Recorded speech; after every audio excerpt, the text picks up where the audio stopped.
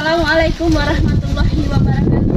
Saya Setiani, calon guru penggerak angkatan 11 dari Kabupaten Banyuasin. Berikut ini adalah aksi nyata saya modul 1.4 asimilasi budaya positif yang akan saya lakukan di sekolah saya SDN 9 Muara Sugian.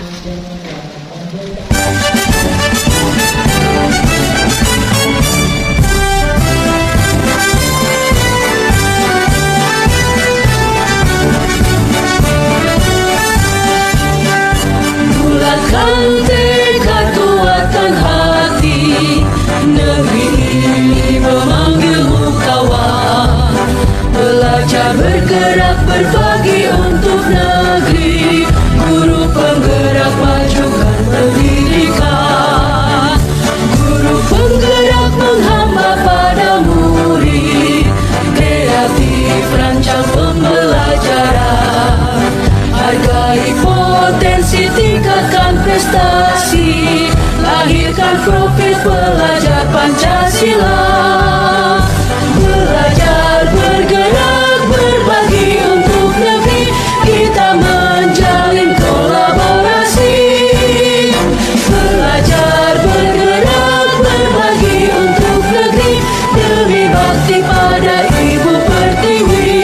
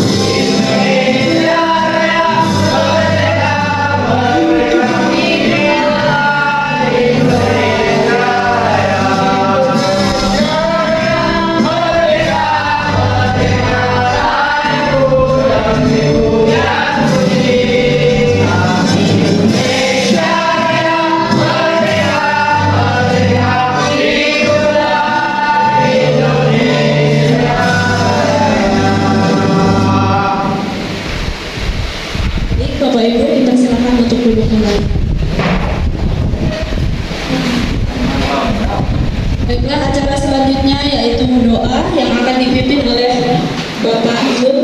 Silakan.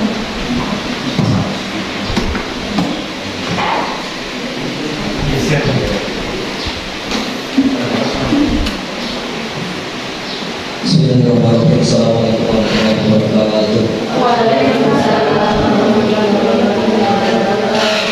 Mari sama-sama Bapak Ibu semuanya kita berdoa bermunajat kepada Allah Subhanahu wa taala, mudah-mudahan semua rangkaian acara kita, diri kita semuanya diberkahi Allah Subhanahu wa taala. Amin.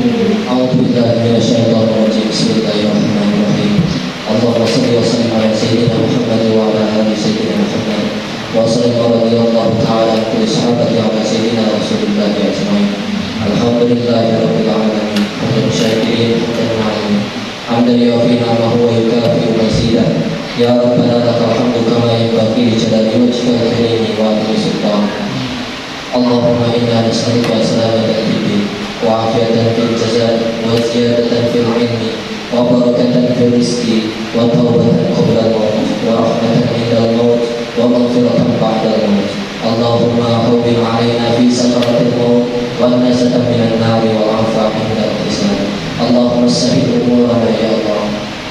Umur walidina, umur man yusaidina, umur talamidina, umur madrasatina hada SDN 9 warasikian, mada matis samawati wal ardh. Allahumma adfa'na al-bala wal waba wal fahsya wal dharra wal munkar wal fitan wa suyuf al-mihan ma dhahara minha wa ma batan min baladina hada Indonesia khasa wa min buldanil muslimina amma innaka ala kulli syai'in qadir. Allahumma ighfir lana wa liwalidayna warhamhuma kama rabbawna shighara. Rabbana atina fid dunya hasanah wa fil akhirati hasanah wa qina adzabannar. Subhana rabbika rabbil izzati amma yasifun wa salamun alal mursalin walhamdulillahi rabbil alamin. Al-Fatihah. Alhamdulillahi rabbil alamin.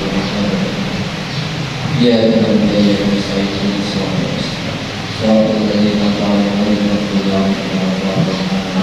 Assalamualaikum warahmatullahi wabarakatuh.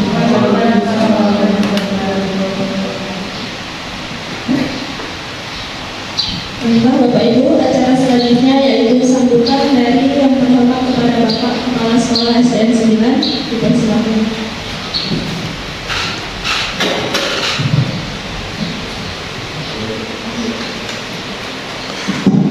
Assalamualaikum warahmatullahi wabarakatuh.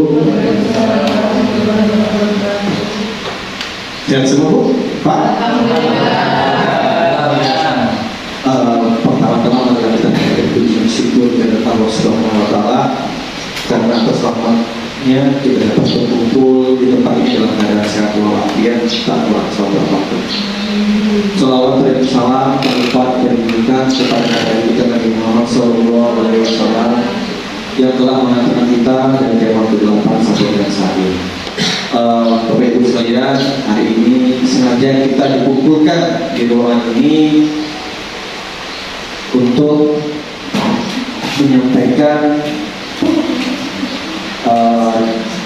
diseminasi budaya positif dari calon guru penggerak kita, Ibu Setiani. Semoga ilmunya yang nanti akan disampaikan oleh Ibu Setiani dapat bermanfaat bagi kita semua. Yang jelas saya berharap kepada Bapak Ibu sekalian, khusus SDN 9, semoga bisa mencontoh apa yang dilakukan oleh calon guru penggerak kita itu bisa diterapkan di sekolah kita itu. Sedikit perubahan, tapi kalau jumlahnya banyak, lama-lama cukup banyak. Jadi kalau satu orang berubah menularkan dengan teman yang lain, pasti nanti sekolah kita mengalami perubahan. Sekolah kita sudah bagus, ada guru penggerak jauh lebih bagus. Nah, harapan saya calon guru penggeraknya bertambah Bapak Ibu, bukan cuma 4, tapi kalau bisa semua guru yang bisa mendaftarkan diri sebagai guru penggerak, yuk monggo. Mumpung kita sudah masih muda, masih dikasih kesempatan, ada peluang, manfaatkan dengan sebaik-baiknya. Mungkin itu saja. Nanti pada saat pelaksanaan diseminasi positif kita dapat melaksanakannya dengan baik. Mungkin itu saja saya tutup. Wassalamualaikum warahmatullahi wabarakatuh. Waalaikumsalam warahmatullahi wabarakatuh. Baiklah, acara selanjutnya yaitu acara inti kita, diseminasi budaya positif.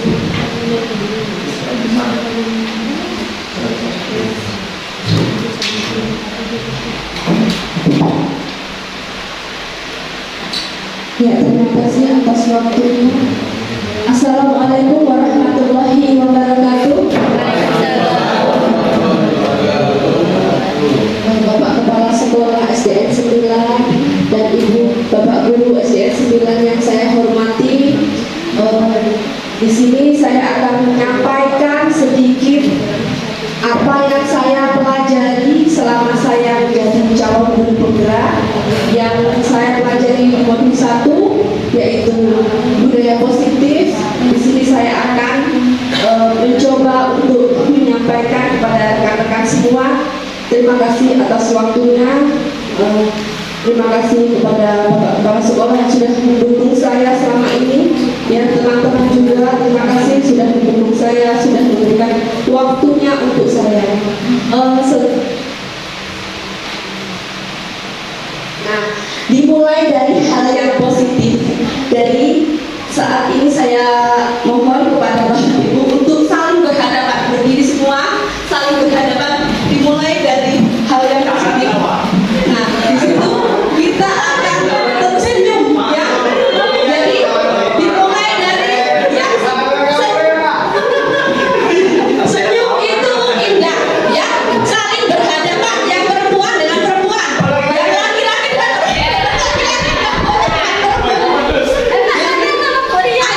sekarang saling berhadapan. Kita coba untuk tersenyum sejenak 30 detik saja. Apa saya tinggal di mana sekarang?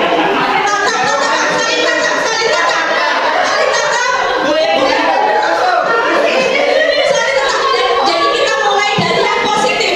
Tadi kita sudah capek-capek, dan sekarang kita tersenyum. Tatap mata kawannya. Kita 30 detik kita tadi kita saling tersenyum. Nah, kalau sudah tepuk tangan untuk kita semua. Terima kasih. Tidak bisa itu senyum itu indah. Senyum itu bisa kita terapkan di kelas, ya. Kalau jam terakhir mau pulang, anak-anak sudah loyo. Nah, kita ajak speaking sebentar, 30 detik aja untuk saling tersenyum. Nanti lama-lama mereka akan ngakak, tertawa, ya. Kita coba nanti diterapkan di kelas. Ya. Dimulai dari hal yang positif. Yang pertama kita mulai dari hal yang positif dengan cara senyum. Terbiasakan selalu tersenyum, apapun posisinya. Senyum itu mudah, hanya menarik ujung bibir saja. Ya, senyum itu mudah. Oke, jalan. Senyum itu mudah. Tapi itu indah. Nah, sekarang saya membuat kesepakatan saat diseminasi. Yang pertama, menghargai siapapun. Jadi siapapun yang berbicara harus dihargai. Kemudian yang kedua, menjadi pendengar yang baik. Ya.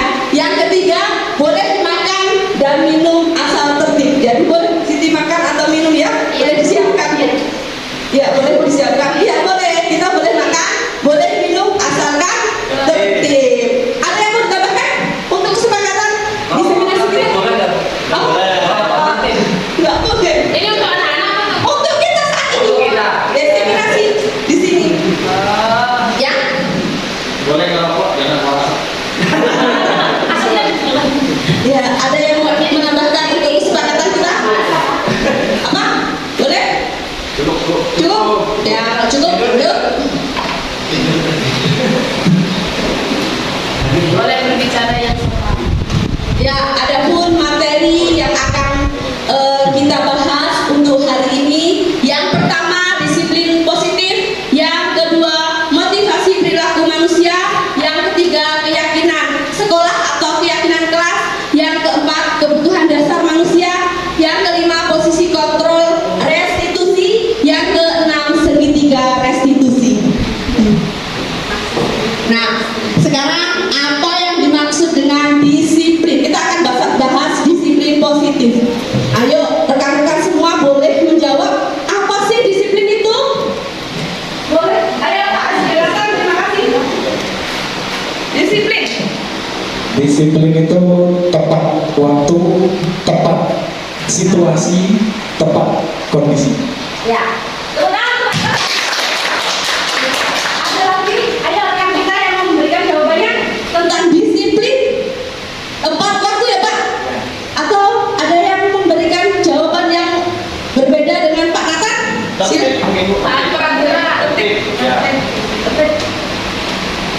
Mungkin disiplin itu bisa sama dengan tertib. Artinya segala sesuatu itu disesuaikan dengan apa yang sudah ditetapkan, baik secara tertulis maupun secara lisan yang disepakati oleh semua orang. Mungkin itu Bu. Ya, tepuk tangan tuh. Nah, coba kita lihat. Terima kasih atas jawabannya. Ya, sekarang kita lihat apa disiplin itu. Nah, disiplin itu ketaatan, kepatuhan kepada peraturan, tata tertib, sebatas hanya takut dengan hukuman. Jadi, kita disiplin itu karena takut sama, misalnya, karena takut sama Pak Kepala Sekolah kita datang pagi, takut kena marah, ya? Takut kan? Misalnya, nanti takut juga kalau kita datangnya nggak pagi, temannya nggak senyum dengan kita karena kita datang terlambat. Takut itu kan kita ya? Takut juga potong gaji. Takut juga kita masih disiplin itu sebatas hanya kita melakukan itu tertibnya karena takut dengan hukuman, takut dengan atasan, ya, takut dengan cibiran orang. Kita takut, hanya takut dari luar. Ada sanksi-sanksi yang kita dapat. Sekarang kita akan lanjutkan dengan disiplin positif. Apa itu disiplin positif? Ayo siapa yang mau membantu saya menjawab disiplin positif? Ayo saya tunggu. Ayo disiplin positif. Bu Ati Bu. Oh ya. Ati. Ya. Ya, Bu Ati, terima kasih.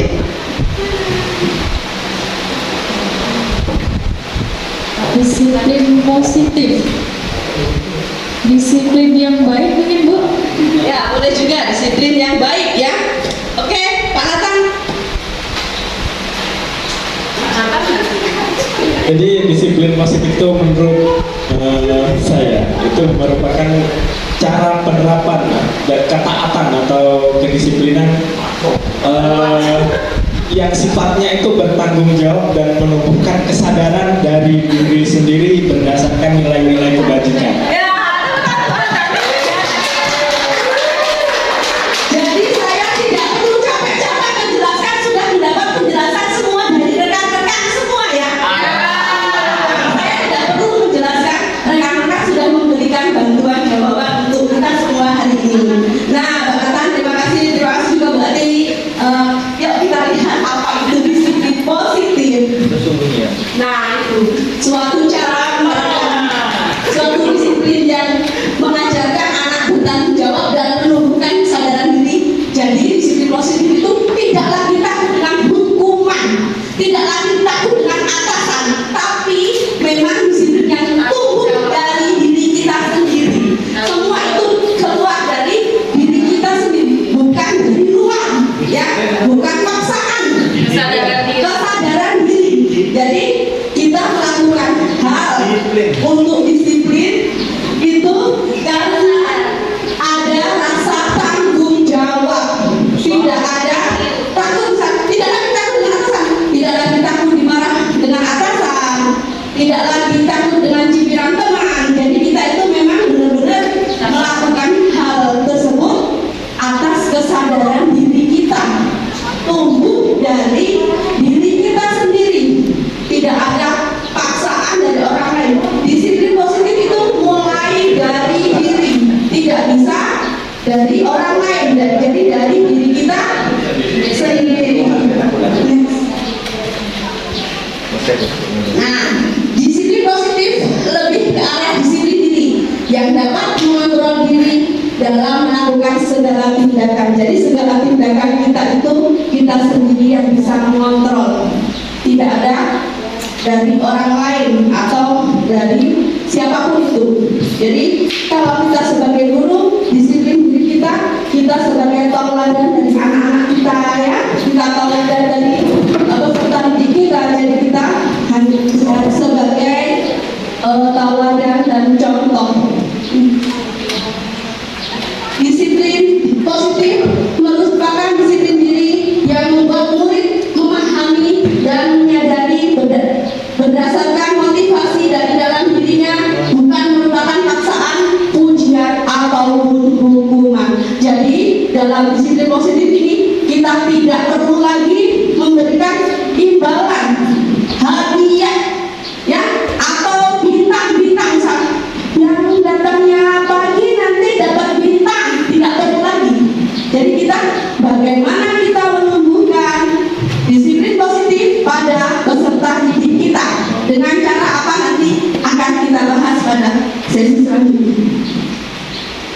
Nah, sekarang perubahan paradigma, ya, perubahan pembelajaran paradigma baru yaitu 6 karakter dalam profil pelajar Pancasila yang Bapak Ibu guru semua sudah memahaminya ya, sudah tahu profil pelajar Pancasila itu yang terdiri dari 6 dimensi.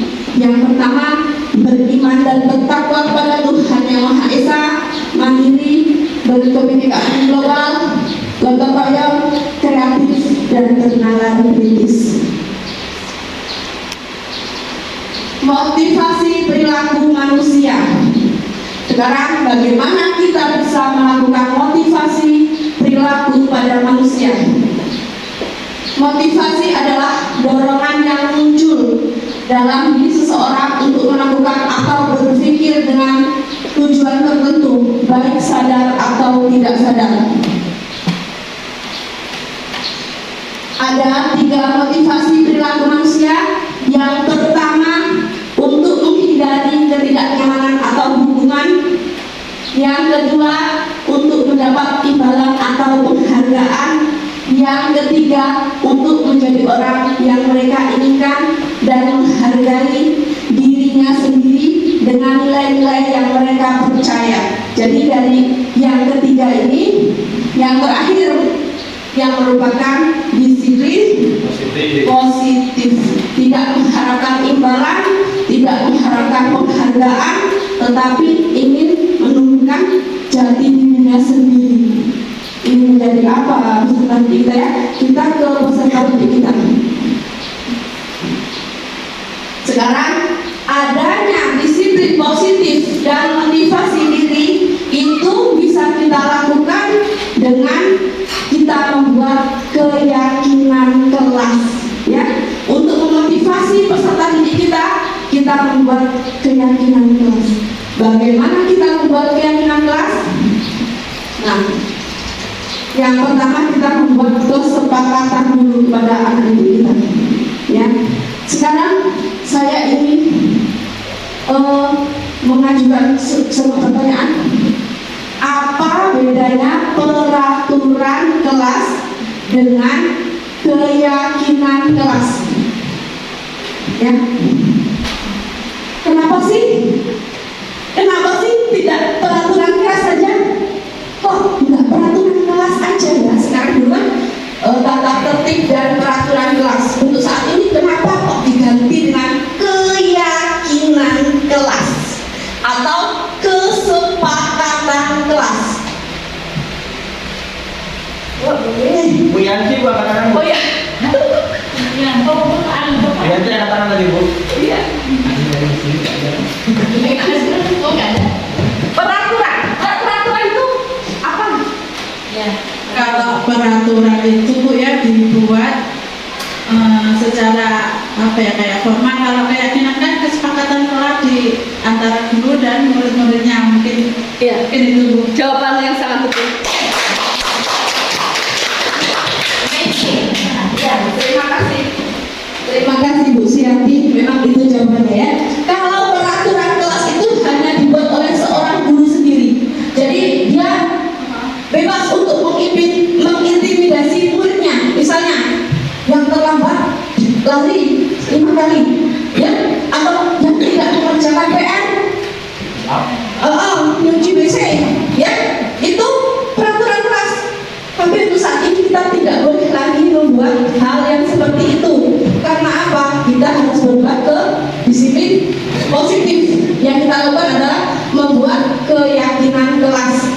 Bagaimana cara membuat keyakinan kelas? Kita sepakati bersama. Yang pertama kita buat peraturan kelas ini, atau kita buat peraturan kelas itu misalnya apa? Anak didiknya ikut enggak? Jadi misal, nah di sini ada keyakinan kelas. Nah, untuk keyakinan kelas itu kita harus menggunakan kalimat yang positif. Jadi tidak boleh kita membuat keyakinan kelas dengan kata jangan. Jangan dilarang. Ya, jangan, tidak boleh. Ya, jadi itu yang pertama untuk keyakinan kelas saya. Itu sudah saya kemarin kita pas ya Bapak Ibu. Untuk saat ini kita di awal tahun pembelajaran, pas kita untuk membuat keyakinan kelas. Nah, untuk membuat keyakinan kelas, yang pertama saya buat hadir ke sekolah tepat waktu. Tapi itu belum tepat, ya. Yang saya buat hadir ke sekolah tepat waktu itu belum pas. Kita rubah ke kalimat yang lebih positif. Apa contohnya? Menghargai waktu. Jadi kalau hadir tepat waktu, istirahat nggak tepat waktu, pulang nggak tepat waktu. Jadi kita harus hanya hadirnya saja tepat waktu, pulangnya nggak tepat waktu. Kita juga nggak boleh terlalu lama. Waktu pulang 12-5 menit, kita lebih orang tua dari peserta didik kita juga komplain, nunggu, ngapain kelas yang lain udah pulang kok anakku belum pulang. Kalau kesepakatan kelasnya hanya hadir ke sekolah tepat waktu, kita ganti dengan kalimat positif, menghargai waktu. Waktu sangat berharga. Nah, bisa kita buat seperti itu, ya. Kemudian jagalah kebersihan. Nah, kita bisa ganti dengan kebersihan itu indah, atau kebersihan sebagian dari iman, ya. Kemudian saling membantu, tertib saat belajar, keaktifan, misalnya kita acungkan tangan sebelum bertanya. Kemudian ada lagi kenyamanan, jadi kita saling jaga kelas kita supaya lebih nyaman. Jadi di sini untuk disiplin waktu bukan hanya hadir ke sekolah tepat waktu saja, tapi hargai waktu, karena kita bisa istirahat tepat waktu, pulang tepat waktu, semuanya tepat waktu. Betapa berharganya waktu untuk kita dan peserta didik kita. Kebutuhan dasar manusia. Nah, sekarang kebutuhan dasar manusia itu ada berapa? Ada berapa kebutuhan dasar manusia? Ya, ada 5. Betul sekali Pak Ridwan. Kebutuhan dasar manusia itu ya uang, rumah, cinta, ya. Itu gambarnya sudah ada. Ada cinta, ada uang, ada rumah. Pernyataannya, ketika seorang murid melakukan suatu perbuatan yang bertentangan dengan nilai-nilai kebajikan atau melanggar peraturan, hal itu sebenarnya dikarenakan mereka gagal memenuhi kebutuhan dasar mereka. Jadi kita melihat anak didik kita setiap hari berantem. Ada yang setiap hari peserta didik kita berantem. Ada yang setiap hari minta uang jajan temannya. Berarti yang belum terpenuhi kebutuhan dasarnya apa? Cinta, uang.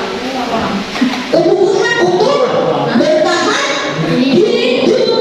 Bertahan hidup butuh uang nggak? Nah, jadi peserta kita lihat, jangan kita polis. Oh, anak ini nakal. Oh, anak ini selalu melanggar peraturan. Jadi kita cek. Nah, mungkin dia butuh pengakuan, butuh penghargaan, butuh diakui bahwa dia itu saya itu ada, tapi teman-teman saya itu nggak ada. Kemudian dia cair, nyubit temannya. Itu apa? Sebenarnya dia gagal memenuhi kebutuhan dasarnya. Ada yang kurang. Jadi kita sebagai pendidik, kita upayakan tahu. Kita juga harus membantu untuk memenuhi kebutuhan dasar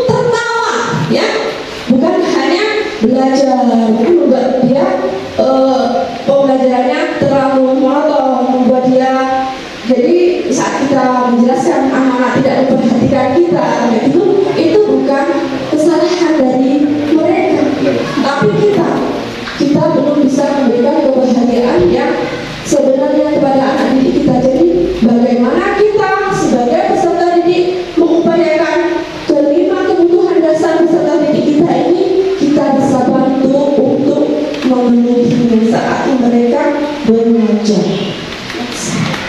Nah, yang pertama bertahan hidup.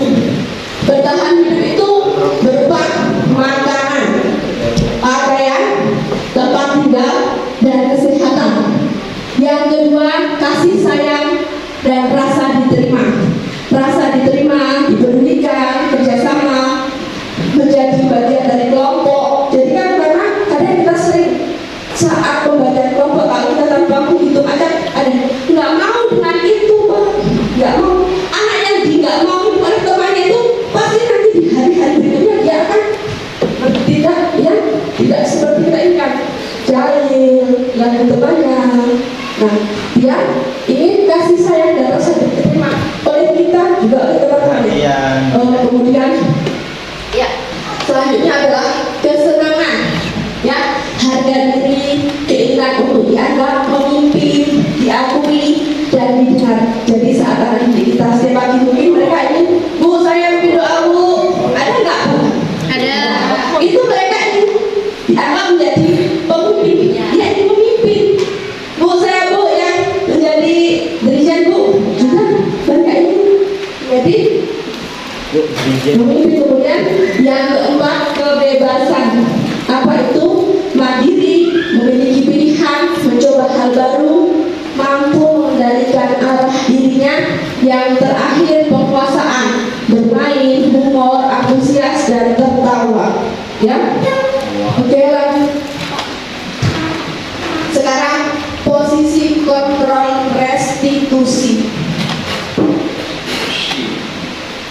Nah, kita sebagai pendidik mempunyai lima posisi kontrol. Yang pertama adalah guru sebagai penghukum. Yang kedua, guru sebagai pembuat merasa bersalah. Yang ketiga, guru sebagai teman. Yang keempat, guru sebagai pemantau. Dan yang kelima, guru sebagai manajer. Nah, guru sebagai penghukum. Boleh nggak kita sebagai penghukum? Tidak. Tidak boleh. Boleh. Boleh. Di saat-saat tertentu kita boleh menjadi penghukum. Kalau kita tidak menjadi penghukum, anak didik kita juga tidak takut dengan kita. Tapi kita sebagai pendidik, kita juga nggak harus ditakutin seperti monster, ya. Kemudian sebagai pembuat rasa bersalah. Kemudian sebagai teman. Sebagai teman itu guru seperti apa akan kita bahas. Nah, di sini yang pertama, guru sebagai penghukum. Kalau guru sebagai penghukum itu guru apa yang dilakukan guru? Guru menghati, menunjuk-nunjuk, ya. Kamu itu penghukum. Jadi kita nggak boleh menunjuk-nunjuk. Boleh saat tidak terus-terusan kamu maju. Itu sebagai penghukum sudah. Nah, kalau sebagai penghukum sikap guru itu seperti apa? Yang pertama, menghati. Yang kedua, menunjuk-nunjuk, menyakiti, menyindir, disindir. Kamu nggak pernah belajar di rumah jadi lain. Itu sudah dikatakan menghukum. Kemudian membuat orang merasa. Kemudian kalau menghukum, apa yang dikatakan oleh guru? Kalau kamu tidak melakukannya, nanti saya suruh lari keliling lapangan. Ya, itu guru sebagai penghukum. Kalau kamu tidak memakai kaos olahraga, hormat bendera. Ya. Tapi kalau misalnya Pak Susilo, kalau kamu nggak pakai kaos olahraga, keliling lapangan dimakan, itu bukan menghukum, karena dia guru olahraga, itu melakukan pemanasan.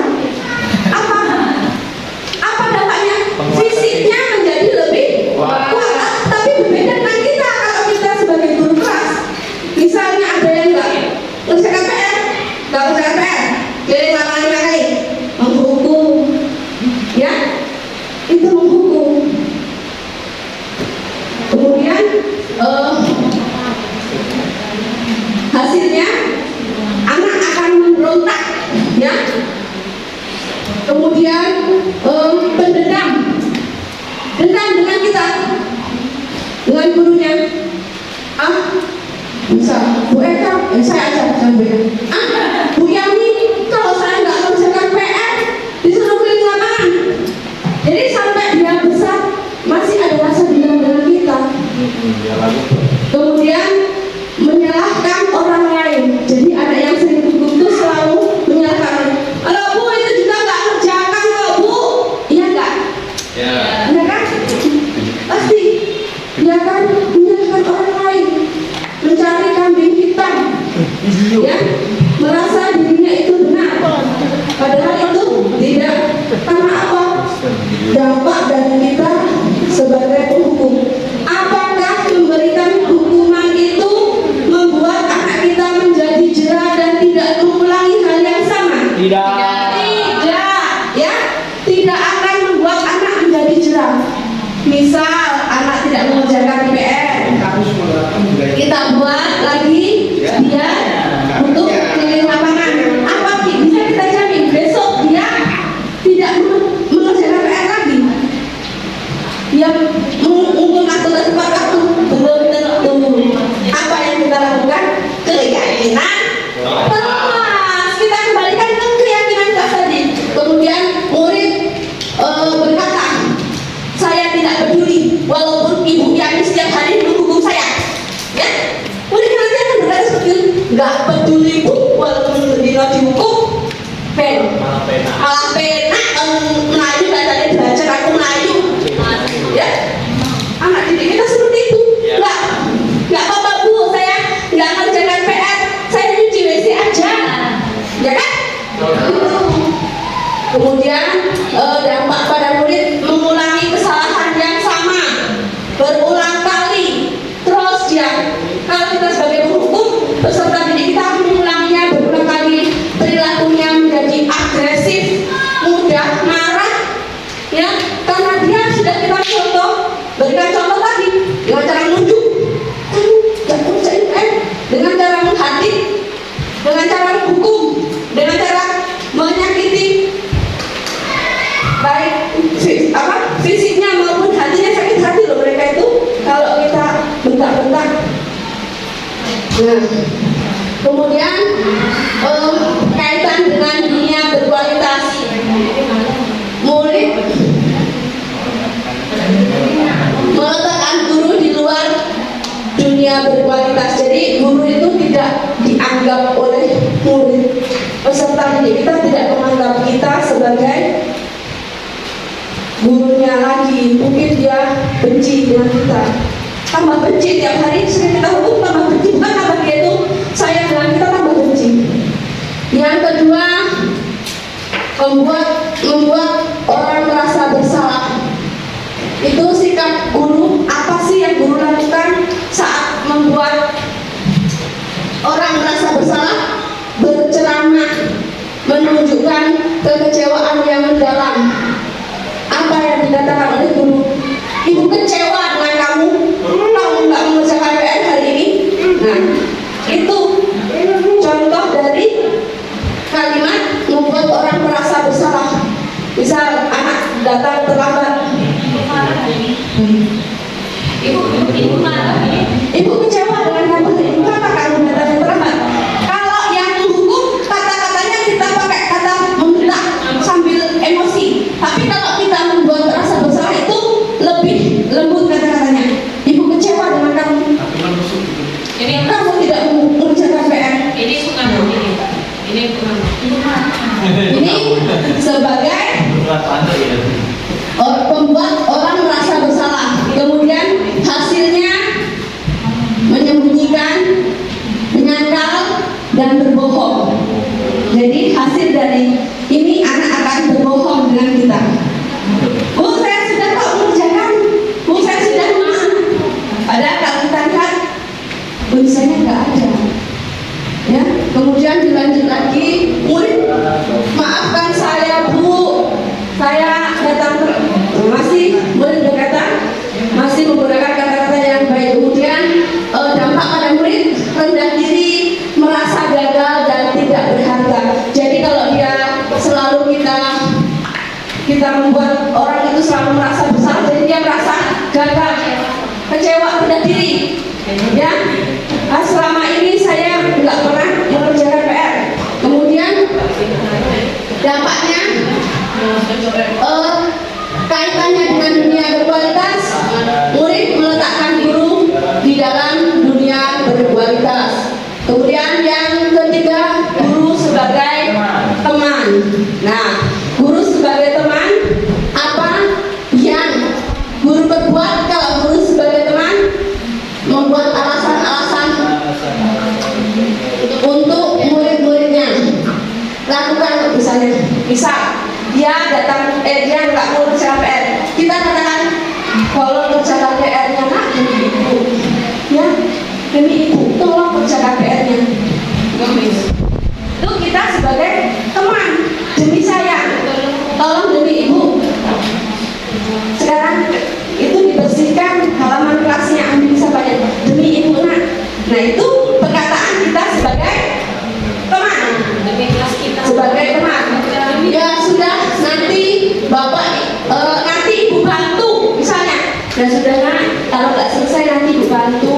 Nah itu juga perkataan sebagai teman, lebih halus, kata-katanya lebih halus. Kemudian hasilnya ketergantungan. Jadi murid ngandelin, yang harus dibantu tadi. Kalau nulisnya nggak selesai, ibu bantu, masih nggak apa-apa. Jadi peserta kita menjadi ketergantungan. Kemudian muridnya, saya pikir bapak atau ibu guru ini teman saya, ya, dibikin sebagai temannya.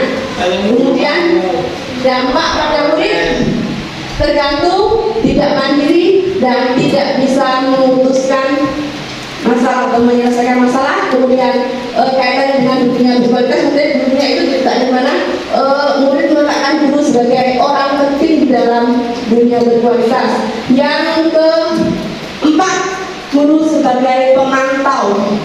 Kalau guru sebagai pemantau, apa yang akan guru lakukan?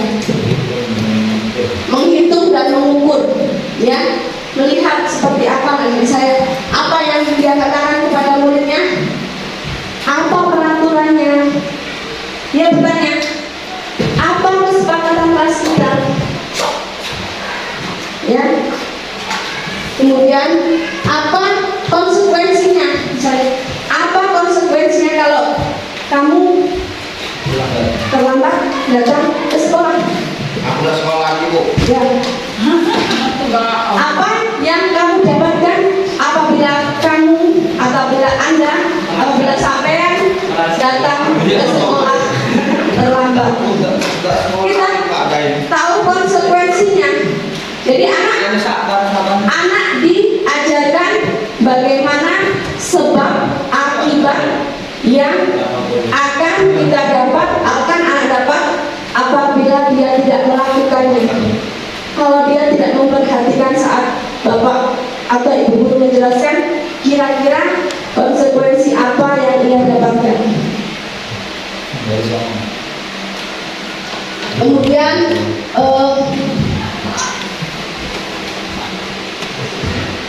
hasilnya menyesuaikan bila diawasi, ya, peserta didik harus diawasi terus. Kemudian murid berkata, saya akan dapat berapa bintang kalau melakukan hal tersebut.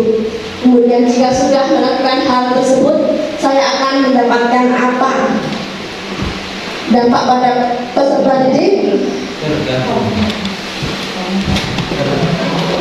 menitik beratkan pada dampak pada diri sendiri, mendapatkan hadiah atau mendapatkan hukuman. Kemudian murid meletakkan guru Sebagai peraturan di dunia berkualitas. Sekarang yang terakhir, kontrol diri atau sebagai manajer, ya, guru sebagai manajer. Guru berdua mengajukan pertanyaan-pertanyaan, kemudian guru berkata, apa yang kita yakini? Apa kamu meyakini hal tersebut? Kalau kamu meyakininya, apakah kamu mau memperbaikinya? Bisa. Kalau dia datang terlambat, apa keyakinan kelas kita?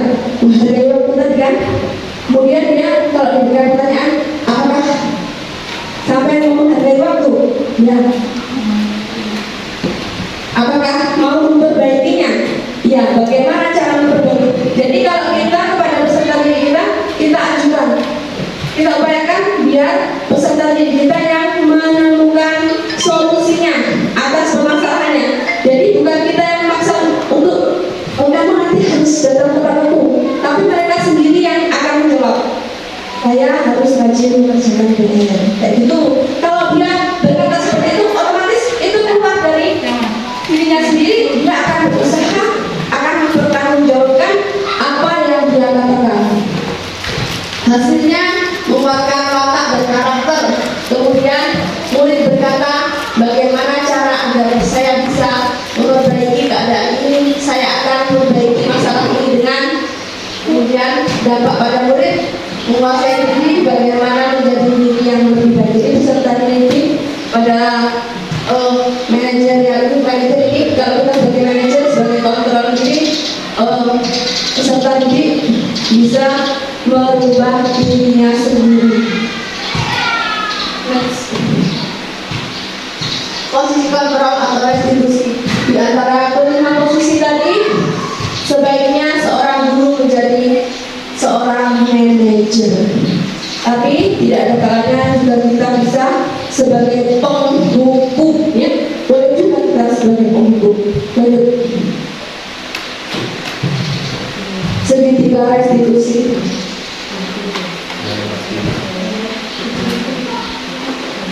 Nah, di segitiga restitusi adalah proses menciptakan kondisi bagi murid untuk memperbaiki kesalahan mereka sehingga mereka bisa kembali pada kelompok mereka dengan karakter yang lebih kuat. Yang pertama kita lakukan adalah menstabilkan identitas, validasi tindakan salah, dan menanyakan keyakinan. Menstabilkan identitas itu seperti apa? Membuat salah, kita berkata berbuat salah itu hal yang manusiawi. Jadi kalau kita ada peserta didik kita berbuat salah, jangan tambah kita, oh kamu salah ya. Berbuat salah itu manusiawi. Ibu juga pernah melakukannya, ya. Jadi anak secara tidak langsung seperti kita naikkan. Berbuat salah itu tidak apa-apa. Jadi kan terus. Jadi kita naikkan dulu. Berbuat salah itu manusiawi. Ibu juga pernah melakukannya. Jadi saat kita dia tidak ada kecil hati, ya, dia sudah mulai tetapi tidak boleh diulangi. Kemudian kita pasti bisa menyelesaikan masalah ini. Kalau Anda menyalahkan dirimu sendiri terus-menerus, apakah kamu bersikap baik padamu? Jadi jangan biasakan untuk menyalahkan diri sendiri, karena tidak harus untuk dirinya sendiri. Miss, validasi. Ya, validasi tindakan yang salah. Kalau seperti ini, validasi tindakan yang salah dilakukan berdasarkan prinsip bahwa perilaku berupaya memenuhi suatu kebutuhan tertentu. Jadi kita lihat apa kekurangan dari anak tadi, dia berbuat salah, sehingga guru atau orang tua akan bergeser dari pemikiran stimulus respon menjadi prospektif, serta akan lebih mengenal dan mengakui kebutuhan murid atau anak. Jadi kita tahu apa kekurangan dari kegagalan yang dilakukan anak tadi, apa sebenarnya, dan kelima dasar kebutuhan tadi yang kurang apa, gitu. Next, ya, next. Menanyakan keyakinan tadi ya, menanyakan keyakinan dilakukan dengan memberikan pertanyaan bermakna kepada murid atau anak untuk memunculkan motivasi secara intrinsik sehingga mampu mengaitkan keyakinannya dengan tindakan yang salah. Next. Nah, selesai sesi tanya jawab.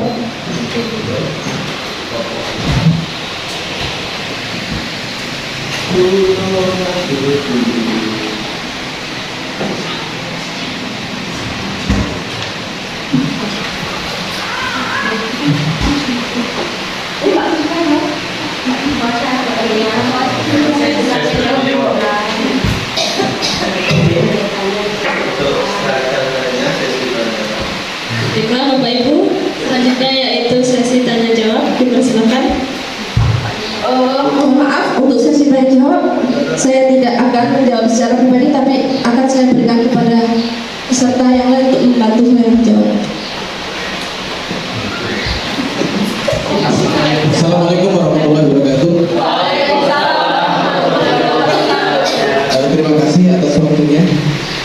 Begini, terkait dengan kontrol kita sebagai guru, tadi sudah disampaikan ada macam, yaitu yang pertama sebagai hukum, membuat rasa bersalah, kemudian sebagai teman, kemudian sebagai pemantau, dan juga sebagai manajer. Ada pun pertanyaan saya begini, kita sering menghadapi kendala permasalahan terkait dengan siswa, di mana apalagi saat ini kan kita tahu bahwa anak kita ini seringkali melakukan hal-hal yang mungkin sudah dalam bentuk pelanggaran, ya. Bahkan mungkin ada kalanya mereka sedang mengarah kepada hal-hal yang juga pada tindak kekerasan, yaitu sesama mereka. Nah, yang jadi pertanyaan saya sebagai guru, yang pertama kalau kita mengambil tindakan sebagai hukum tentu ada konsekuensinya, dan seperti yang sudah kita bahas bersama tadi, sebagai tindakan yang bijaksana tentu kita mengarahkan kepada tindakan sebagai pengontrol yang terima, yaitu sebagai manajer. Namun di sini seringkali kita menemui kendala terkait bagaimana kita menerapkan hal itu. Kendalanya adalah di mana yang bermasalah itu bukan hanya satu anak, tapi yang bermasalah itu biasanya mereka itu berkelompok. Nah, ketika kita menghadapi permasalahan yang seperti itu, strategi apa yang bisa kita lakukan untuk menerapkan posisi kita sebagai manajer untuk menghadapi permasalahan yang sifatnya berkelompok? Karena kalau saya mengamati kejadian-kejadian yang sudah-sudah, misal ada anak berkelahi yang mengarah kepada tindakan kelompok yang kita hadapi, di mana di situ kalau kita mau menerapkan untuk posisi sebagai manajer itu kayaknya belum efektif, atau mungkin kita sendiri yang memang belum bisa mempergunakan posisi itu. Nah, agar lebih jelasnya strategi yang bagaimana supaya kita bisa menerapkan posisi kita sebagai manajer ketika kita menghadapi permasalahan yang ketika permasalahan yang dilakukan anak bukan hanya satu orang. Kalau satu orang kita enak, kita bisa langsung misalnya kita panggil secara face to face atau per individu di depan belakang, misalnya kita nggak usah ya secara umum. Tapi yang sering terjadi, anak-anak sekarang itu kalau bermasalah itu kan boleh bolong bareng-bareng bersama-sama, sehingga kita juga bingungnya siapa yang mau kita dulukan dan bagaimana tindakan teman-teman.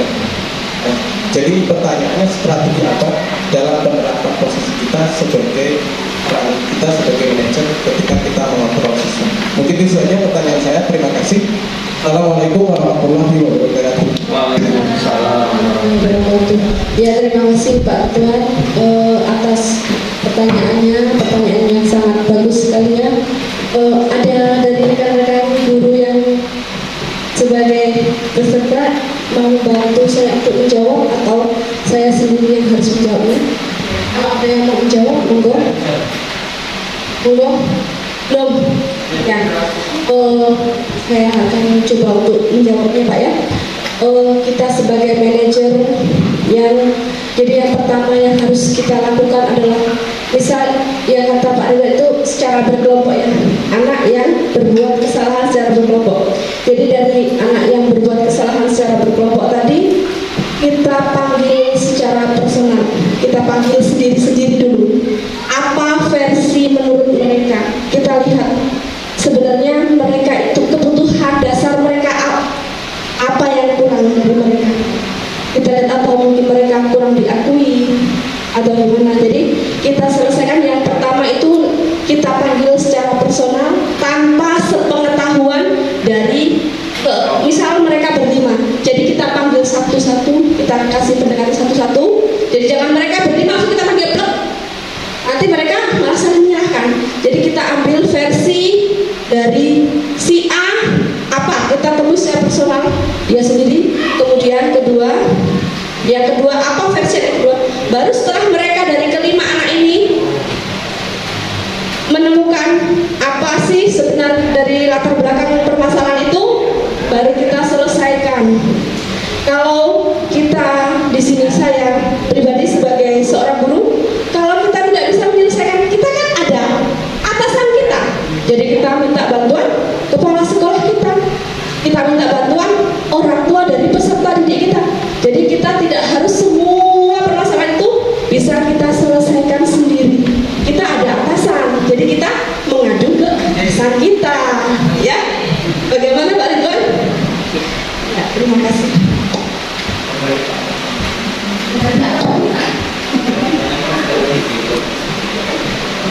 Baik, kepada Pak Bali dulu, terima kasih atas pertanyaannya. Selanjutnya,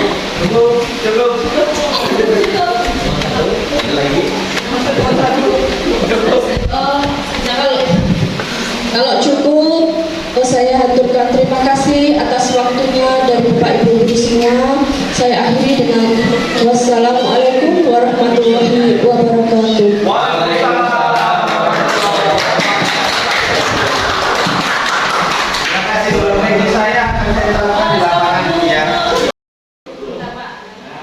Oke, terima kasih Bapak Ibu. Tadi kita bersama-sama mendengarkan paparan tentang diseminasi budaya positif. Nah, ternyata dari yang dipaparkan Bu Setia ini banyak sekali hal-hal yang positif, Bu ya. Salah satunya adalah tentang bagaimana kita mensiasati atau mengendalikan ruang kelas kita. Kenapa di dalam kelas kita itu kan terdiri dari berbagai macam siswa yang memiliki karakter yang berbeda-beda. Ada yang disiplin, ada yang kurang disiplin dan sebagainya. Nah, untuk membuat siswa disiplin di dalam kelas itu, kalau paradigma lama itu adanya peraturan kelas ya Bu ya, yang sifatnya mengikat. Kalau nggak ngerjakan ada sanksinya. Tapi kalau sekarang agak berubah, namanya menjadi keyakinan kelas. Nah, keyakinan kelas itu disusun berdasarkan kesepakatan seluruh siswa dan guru.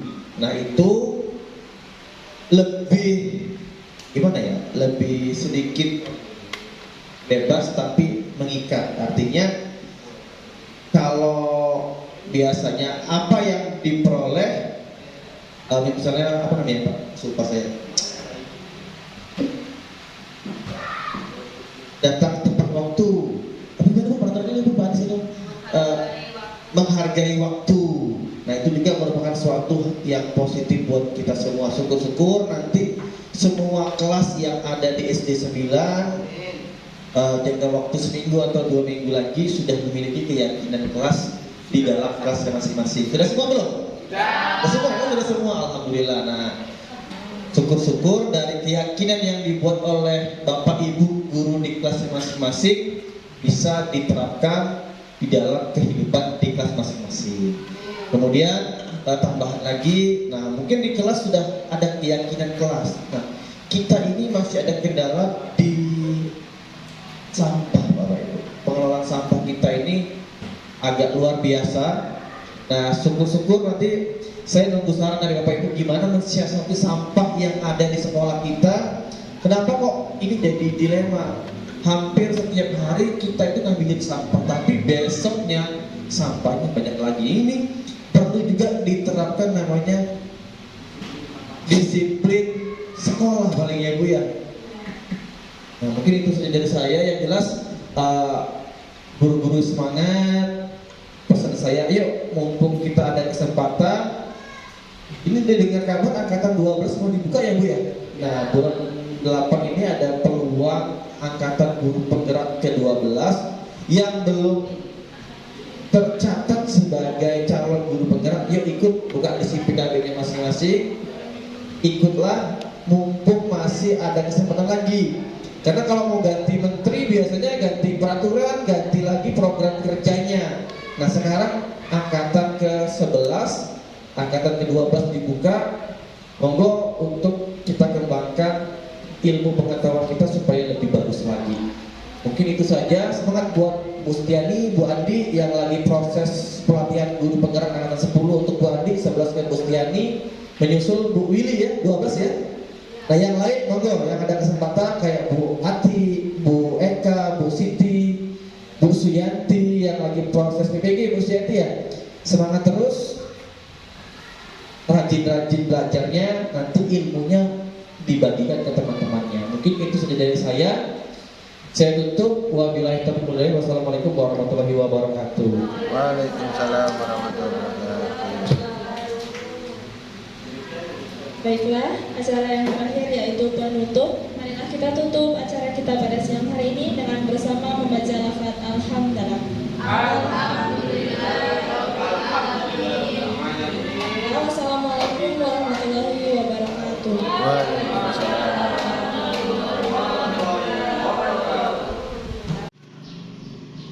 Sekian tadi aksi nyata saya diseminasi budaya positif modul 1.4. Semoga bermanfaat. Apabila ada salah saya mohon maaf. Saya akhiri. Wassalamualaikum warahmatullahi wabarakatuh.